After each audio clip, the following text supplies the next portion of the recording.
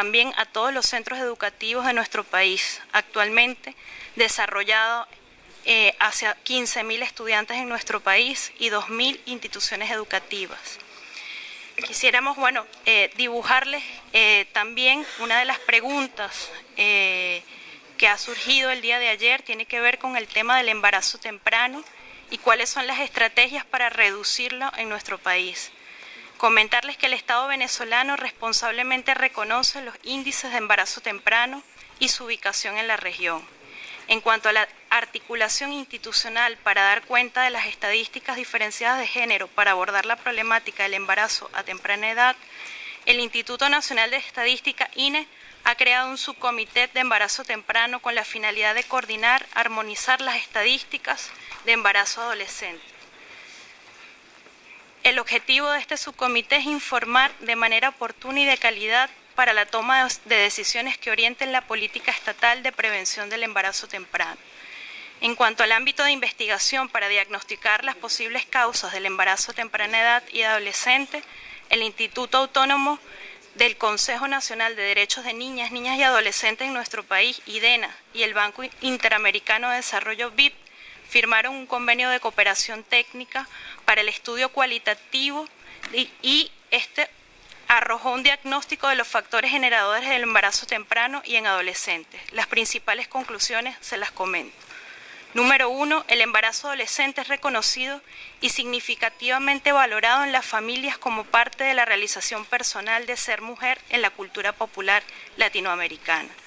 Las adolescentes conocen y cuentan con información sobre los métodos anticonceptivos, sin embargo, los mitos y falsas creencias en cuanto a su uso constituyen un desafío y una limitante para la toma de decisiones en el ejercicio de su sexualidad, considerando que en muchos casos prevalece un deseo a veces inconsciente de ser madre.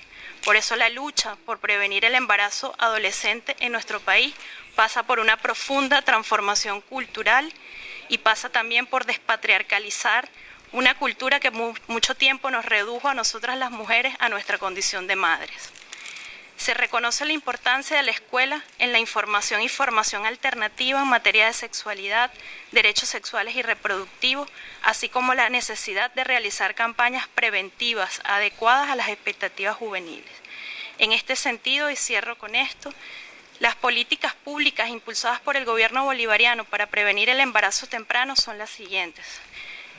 Tenemos recientemente, en el año 2013, la creación del Plan Nacional por los Derechos Sexuales y Reproductivos de las Mujeres, que está dirigido principalmente a la población de mujeres en situación de pobreza. Entre sus líneas de acción prioriza el enfrentamiento de la feminización del SIDA y otras ITS, la prevención del embarazo en adolescentes y los servicios de atención diferenciada para la no discriminación de los grupos LGBTI y sus derechos sexuales y reproductivos, así como la planificación familiar como un derecho humano de toda la población, incluyendo en nuestro país el derecho al anticonceptivo de emergencia. En el 2014 se realizó la consulta para la calidad educativa. Uno de los temas debatidos fue la incorporación del enfoque de género en el currículo educativo. Esto se tradujo en que nuestra colección bicentenaria ha venido incorporando algunas temáticas para el desarrollo de una sexualidad libre, placentera y responsable entre los y las jóvenes. Algunos de los títulos de nuestra colección bicentenaria y cómo demostramos que se ha ido incorporando la prevención del embarazo y el desarrollo de una sexualidad son algunos títulos como No somos personas idénticas, Mi cuerpo, un amigo por conocer, Esas nuevas sensaciones, Identidad sexual y de género, Tus derechos sexuales y reproductivos. Libros que están siendo estudiados en todo nuestro sistema educativo inicial, secundario y universitario. Esto ha resultado en el diseño de un programa que ya se está implementando en articulación entre el Ministerio de la Salud, Ministerio de la Mujer y Ministerio de Educación. Este programa se llama La Salud va a la escuela y ya se ha implementado en 2.457 centros educativos, con una meta de llegar en el año 2015 a 4.000 centros educativos, con la temática fundamental de prevención del embarazo temprano. En esta primera etapa vamos a formar 10.000 pares promotores, jóvenes que tienen la misión de llegar a un universo de 227.000 jóvenes con la estrategia juvenil con sus propios códigos, realicen actividades en materia de derechos sexuales y reproductivos para el lanzamiento en el año 2015 de una campaña que se va a denominar De la sexualidad sí se habla. En una segunda etapa se prevé la formación de maestros y maestras en materia de sexualidad y derechos sexuales y reproductivos en el marco de la formación docente de sábados pedagógicos. Finalmente, con respecto a la pregunta sobre la mortalidad materna en nuestro país, el Plan de Derechos Sexuales y Reproductivos 2013-2019 avanza en el desarrollo de un programa en conjunto entre el Ministerio de la Mujer y el Ministerio de la Salud, denominado Maternidad Segura, Deseada y Feliz, que garantiza la implementación de la cobertura de la planificación familiar para las mujeres de los sectores populares, en la consulta ginecológica y de las maternidades, a través también de los centros de atención integral a la mujer ubicados en todo el territorio nacional, para la promoción del parto humanizado y el acompañamiento comunitario. La meta es aumentar hasta el 90% en 5 años la cobertura de control del embarazo con incidencia en la reducción de los riesgos de morbilidad y mortalidad materna. Muchas gracias. Muchas gracias. Vamos a complementar una información vinculada a los pueblos indígenas, nuestros pueblos originarios. Larry de Boe. Gracias, vicepresidente. Ayer se preguntaba sobre los proyectos apoyados por el Ministerio de Pueblos Indígenas por parte de nuestros pueblos indígenas desde el momento de su creación.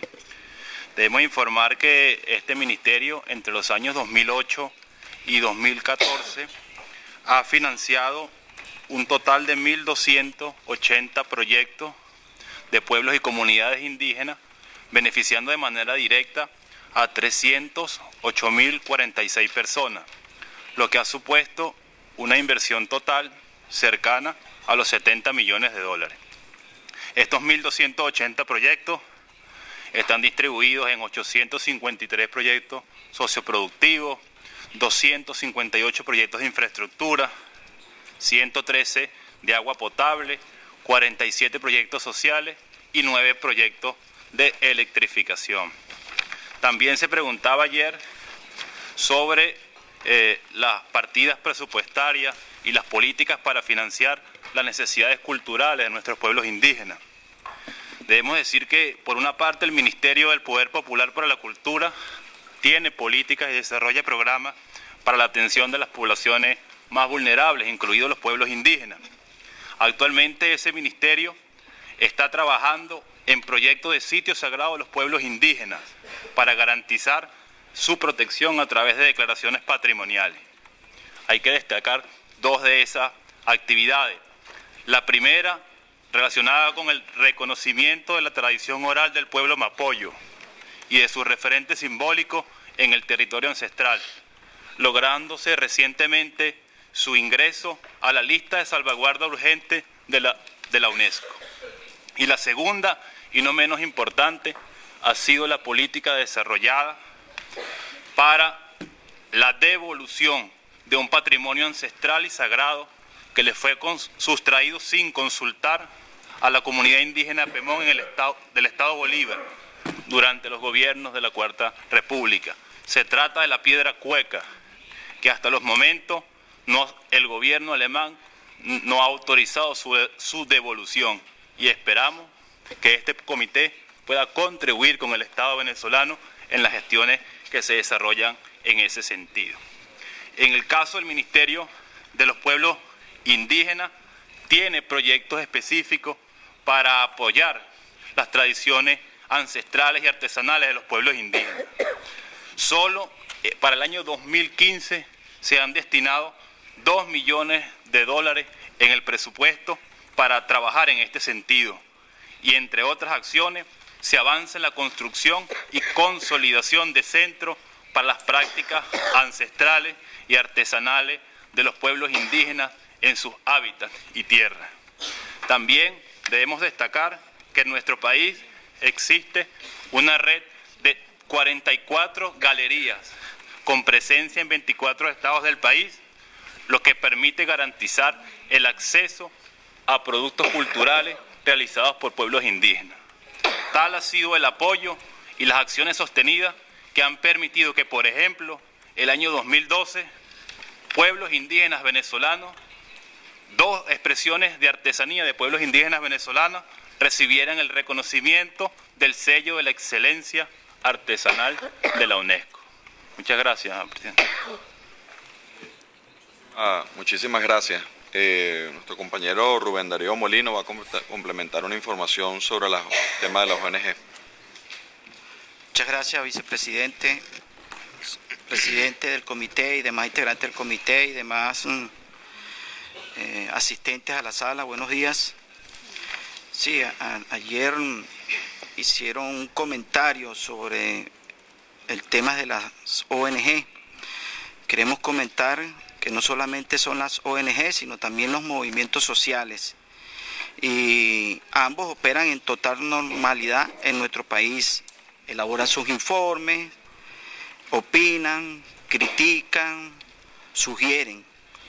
Y es bien importante tomar en cuenta que durante la presente sesión han enviado toda una serie de aportaciones, de los cuales están colgados en la página web respectiva del espacio que le dan a este comité. Ahí están las inquietudes de las ONG, de los movimientos sociales, y ratificamos que tienen una participación plena en democracia. También salen y entran del país libremente.